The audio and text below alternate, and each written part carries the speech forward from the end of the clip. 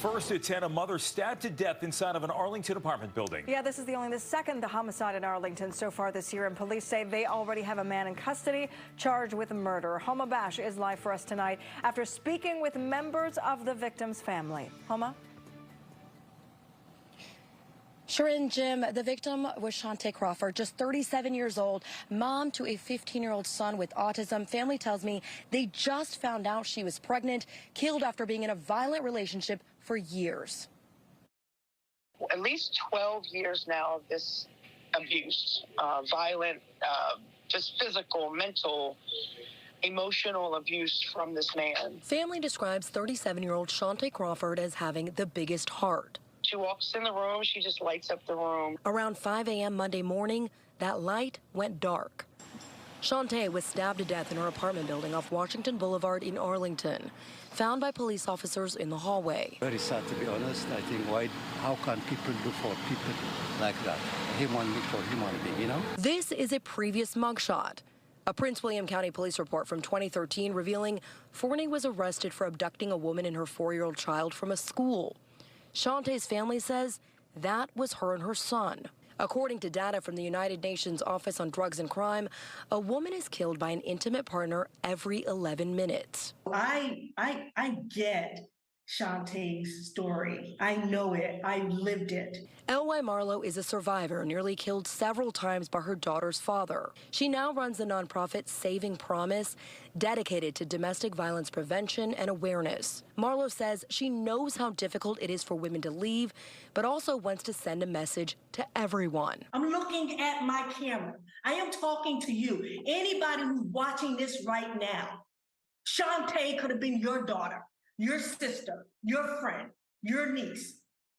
If you see something, do something, but don't do it recklessly. She says the national hotline number of 1-800-799-SAFE isn't just for victims or those struggling.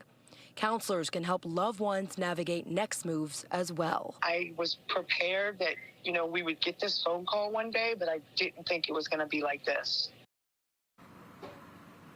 Just a horrifying, tragic end to a beautiful life. Family telling me her 15-year-old son who has autism still doesn't understand exactly what has happened. They're telling me they're sharing her story. They're sharing Shante's story so that they can help save at least one person trapped in an abusive relationship.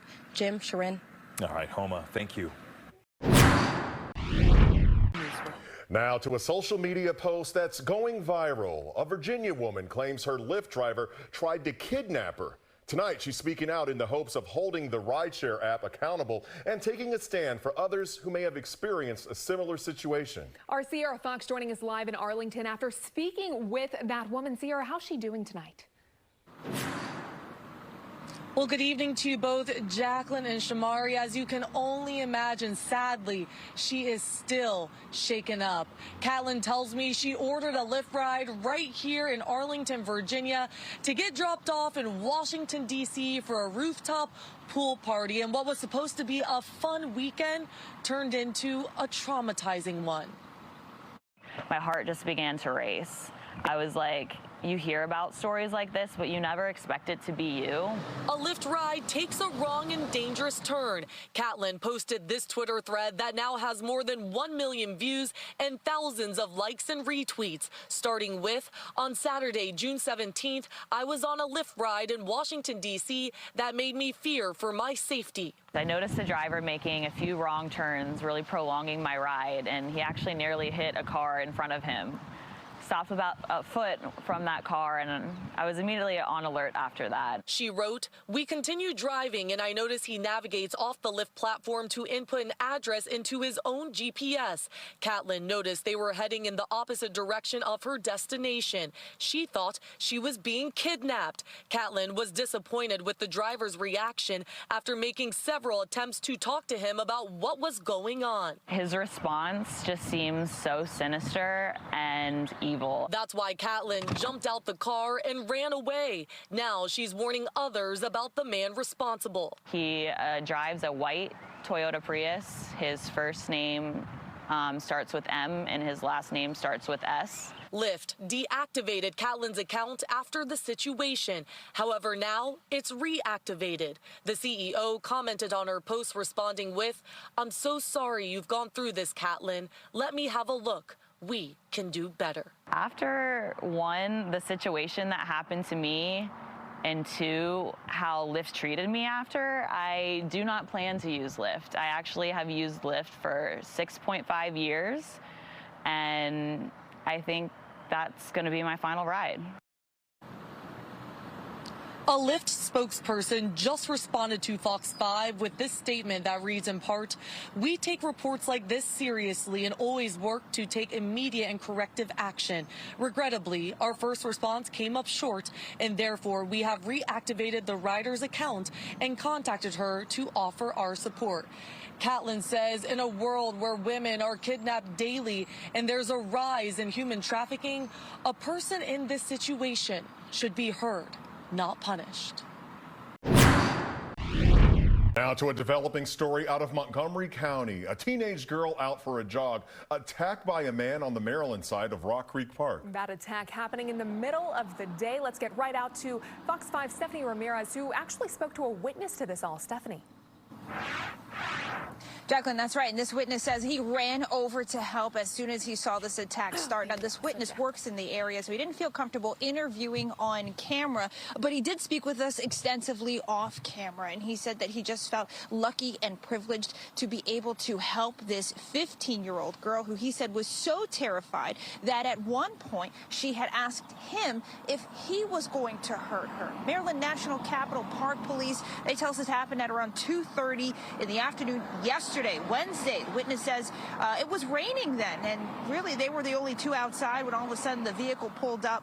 Police say that the victim was on Beach Drive near Leland Street in Chevy Chase, Maryland, when a man drove up in a car and asked if she wanted a ride. She says no. The witness says he didn't think anything of it until in a matter of seconds, the driver jumped out of the car and body slammed the girl on the passenger side of the vehicle, according to the witness. Those using the park tell us they do see a lot of females exercising around here alone. Oh, it's obviously terrible. Yeah, I mean, I walk in the park most days when it's nice weather, when I'm in town. Over the last few years with the Me Too movement and other things, there's been abundant sharing in the media of what the statistics are, at least the self-reported statistics on assault and date rape and all that sort of stuff. And it's shockingly common. Some other tips park police provided include to carry a whistle with you, try not to wear both earbuds if you're running, and try to run in groups if you can. Guys, this assault happened in the area behind me. The witness had seen it on the other side of the park and ran over to help. Now, he says as he got over, the suspect jumped in the car and drove off, so they didn't get a chance to see what the license plate was, but they did describe the witness here seeing an older police-looking unmarked vehicle here. The witness believes it was a white Ford Taurus. And the police are asking anyone with any kind of information on this to please contact them. Back to you. Historic and massive drug bust in Maryland is putting the focus on one illicit substance in particular, cocaine. Investigators say it was coming from Mexican drug cartels to Texas and then right up here to Maryland and into neighborhoods struggling with violence. Fox 5's Homa Bash live tonight with more details. Hey, Homa, tell us more about this. Hey guys, so we're talking about millions of dollars of cocaine seized in this case. Some say the drug is making a deadly comeback. Well, investigators tell me it never really left the scene. It's called Operation Blue's Clues, a 6-month sting that led to the largest cocaine seizure in Anne Arundel County history, announced by investigators today. Potentially saved countless lives and spared families. Maryland's Attorney General charging 10 people, including a 42-year-old man named Clayton Mooring, who agents say is the drug kingpin. DEA agent Brian Crow says taking these people and these drugs off the streets goes a long way in making the community safer. We're still seeing cocaine being trafficked by, the cartels that we're often focused on here at DEA. Crow says the drugs came from Mexican cartels into Houston, Texas, sewn into the seat cushions of cars, then shipped up to Maryland in exchange for cash. Police found 18 kilograms of cocaine inside one car, worth roughly $2 million. Ultimately, agents seized not just cocaine, but also heroin, fentanyl, marijuana, meth, and 21 firearms. Cocaine is still very important for us, as we've seen oftentimes cocaine mixed with deadly fentanyl.